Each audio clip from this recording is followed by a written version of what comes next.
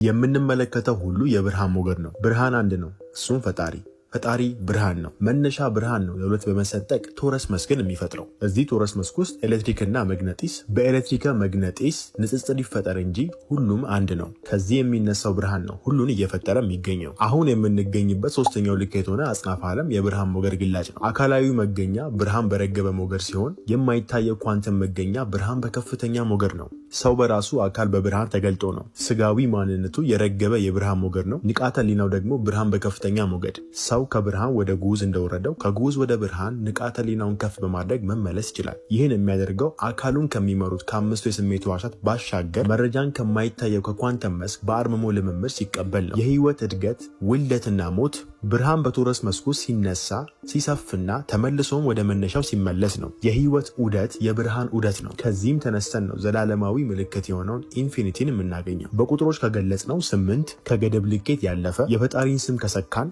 ያህዌ በተዘረጋው እጅ በየና በአገናኙ ወ መሰረታዊ ስርወ ቃል ያለው ስም ሲሆን እስትንፋስ ሰጪ የሆነው የሐዘር ህ ሲገባበት ሙሉ በመሆን ያህዌ 1565 26 ወደ አንድ ሀ ሲወርድ 8 ፈጣሪ ብርሃንነቱን በስም ውስጥ ዘላለማዊ ምልክትንም ትርጓሜ እናገኛለን። ፈጣሪን ለመረዳት ራስን መረዳት ፈጣሪን መረዳት ስለሆነ ሰው በብርሃን ዑደት ውስጥ ብርሃን በአካል ተገልጦ ነው።